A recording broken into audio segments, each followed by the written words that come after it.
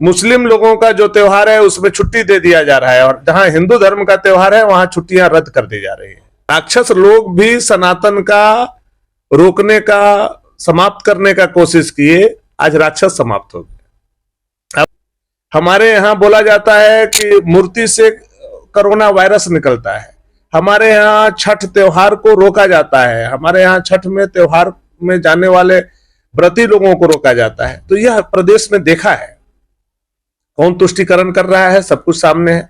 अब का कार्यक्रम है 5 तारीख को, संकल्प यात्रा, उसके बारे में जानकारी।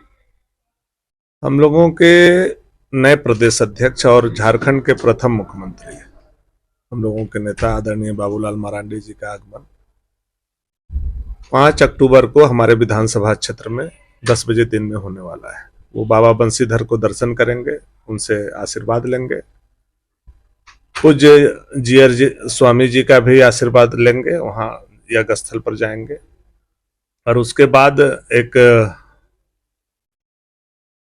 लोहिया जी के प्रतिमा से लेकर के और बंसीधर मंदिर तक हम लोगों का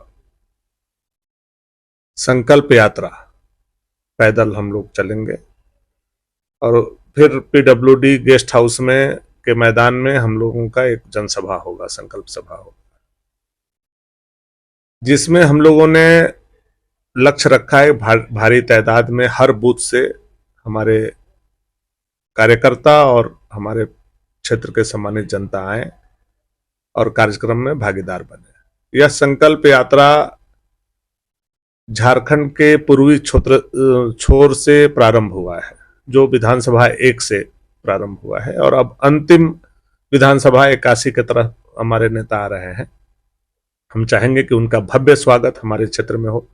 जनता काफी उत्साहित है, कार्यकर्ता काफी उत्साहित है, और हजारों हजार के संख्या में यहाँ लोग आएंगे, बाबूलाल मरांडी जी को सुनेंगे, और जो संकल्प यात्रा में समर्थन मिल रहा है हर जगह बाबूलाल मरांडी जी के इस यात्रा में, यह परिवर्तन का समर्थन मिल रहा है। झारखंड सरकार के खिलाफ लोगों में जो आक्रोश है, वह आक्रोश बाबूलाल मरांडी जी के भीड़ सभा में भीड़ के रूप में प्रदर्शित हो रहा है कि लोग कितना नाराज हैं हेमंत सोरेन सरकार से।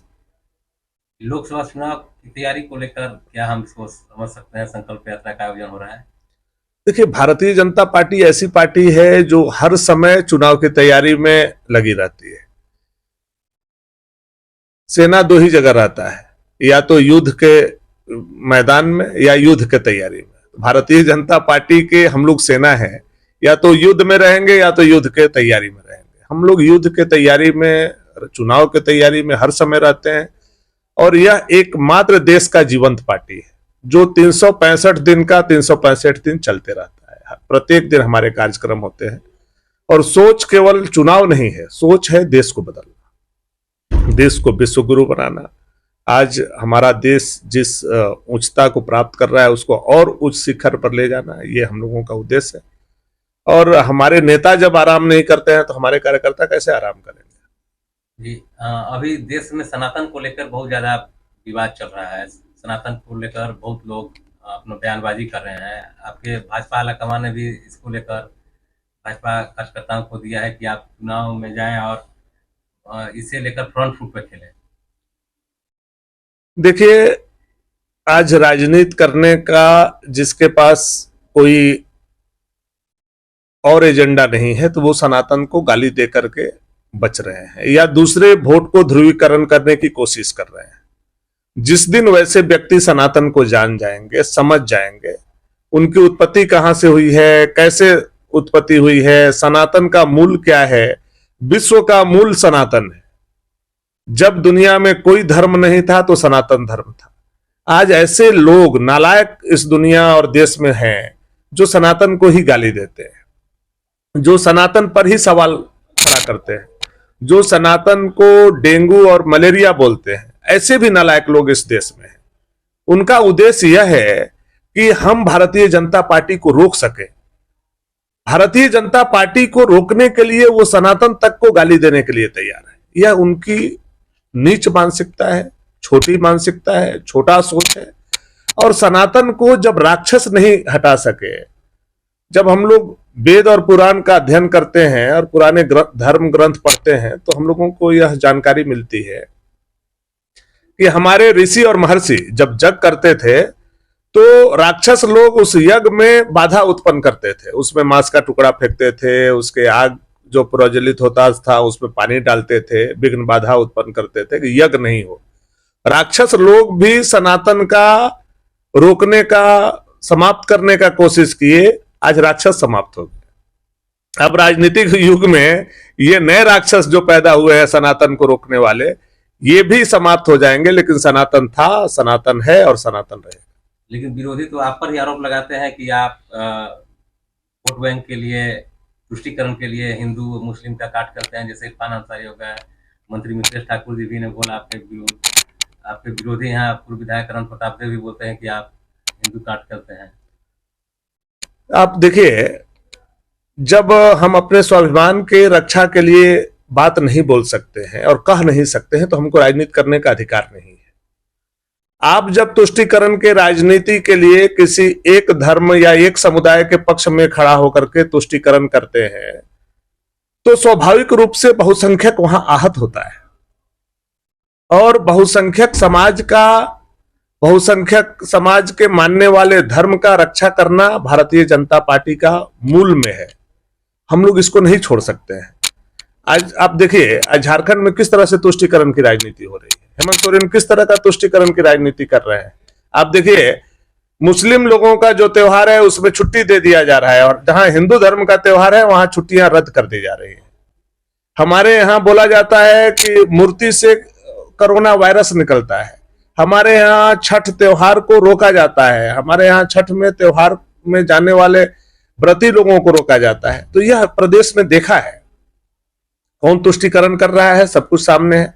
अब देखिए ना, हमारे यहाँ एक समुदाय के लोग अगर गलत करते हैं तो उसको बचाने के लिए चाहे मंत्री हो या हमारे यहाँ के नेता हो या हमारे मुख्यमंत्री हो, सारे लोग सामने आ जाते हैं। आप याद कीजिए, हम अपने क्षेत्र की बात बोलते हैं, हमारे यहाँ 2 घटना, एक उत्तर प्रदेश के एक लड़की के साथ बलात्कार हुआ, और बलात्कार करने वाले किस समुदाय के लोग थे और उसको बचाने कौन कौन लोग सामने आया, यह बात साफ साफ पता चलता है। जो गरबान घाटी में घटना हुआ, गरबान के सड़कों पे घटना हुआ, उसको बचाने कौन आया? उसको बचाने के लिए मंत्री सामने आए, उसको बचाने के लिए ताहिर अंसारी साथ में आए, अनंत प्रताप देव साथ में आए।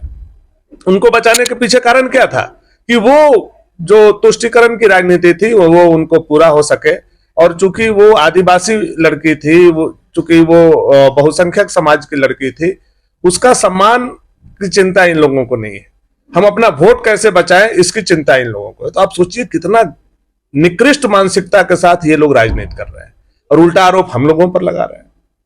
लेकिन महिला सम्मान की आप बात करते हैं, अभी भाजपा के पूर्व विधायक सत्येंद्र तिवारी को लेकर जिले में महिलाएं अग्रेसिव हैं, माफी मांगने की बात कर रही हैं, लेकिन सत्येंद्र तिवारी जी ने अभी तक माफी न मांगी, ना कुछ अपना उसको लेकर कुछ फिर से प्रतिक्रिया दी।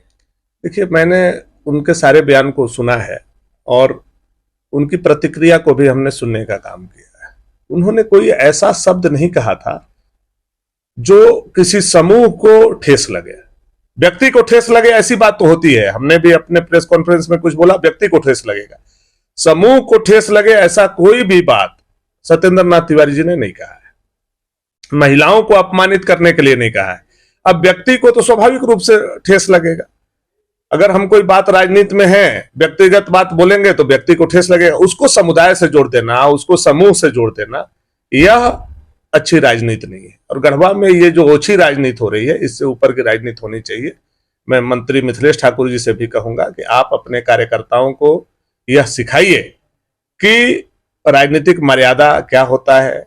समूह की जब बात हो वहां आप विरोध कीजिए, बात समझ में आएगा। व्यक्तिगत विरोध तो स्वाभाविक रूप से होता है, आप हमारा विरोध करेंगे, हम आपका विरोध करेंगे, हम आपका विरोध करेंगे तो आप अपने जातिगत लोगों को उतार दीजिएगा सड़कों पे, तो ये उचित नहीं है। अंतिम सवाल आपके भुवनासुर विधानसभा क्षेत्र को लेकर है। आपके विरोधी बोलते हैं कि अनंत प्रताप देव और छोटे राजा दोनों का बयान आया है कि हम लोग जो मिल गए हैं उसके बाद आप हताश हैं, आपको हार का डर है, इसलिए आप उनके खिलाफ आक्रामक रुख अपनाए हुए हैं, बयानबाजी कर रहे हैं। देखिए, अनंत प्रताप देव जी हमारे बड़े भाई हैं, मैं उनको आदर करता हूं, मन में आदर है हमारा। अब वो ऐसे व्यक्ति के गोद में जाकर के बैठे हैं जो अपराधी रहा है, उग्रवादी रहा है, जिस पर जो तड़ीपार रह चुका है, जिस पर सैकड़ों मुकदमा अपहरण, हत्या, लूट पाट, लेवी का है। ऐसी परिस्थिति में हमारे अंदर आक्रोश नहीं है, बल्कि उनके समर्थकों के अंदर आक्रोश है कि जो नगरगढ़ परिवार समाज को सेवा करने के लिए जाना जाता था, आज उस नगरगढ़ में एक अपराधी दिन दहाड़े हथियार के साथ जाता है, जो कभी जंगलों में हथियार लेकर के जाता था, जो कभी उसी गढ़ पर हमला किया था, उस गढ़ से राइफल लूटा था।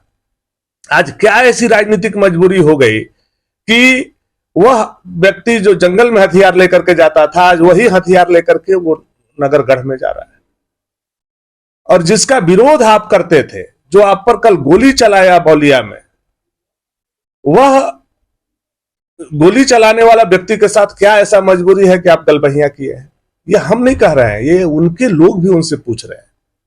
मैं आदर करता हूं अनंत प्रताप देव जी का, मेरा सम्मान है उस परिवार के लिए, लेकिन आप अपराधी से गला मिलाइएगा और जनता और कार्यकर्ता भयभीत होंगे तो उसका संरक्षण कौन देगा? भानु प्रताप शाही देगा।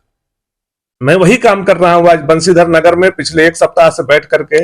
वैसे लोग जो आहत हैं, वैसे लोग जो मर्माहत हैं, वैसे लोग जो इस गठबंधन से नफरत करते हैं, उनको हम संरक्षण देने का, उनको हम सहयोग करने का वादा कर रहे हैं। और भविष्य में जब तक हम जिंदा हैं, वैसे लोगों को कभी भी, अपराधी प्रवृत्ति के लोगों को इस विधानसभा क्षेत्र में फलने फूलने नहीं दिया जाएगा।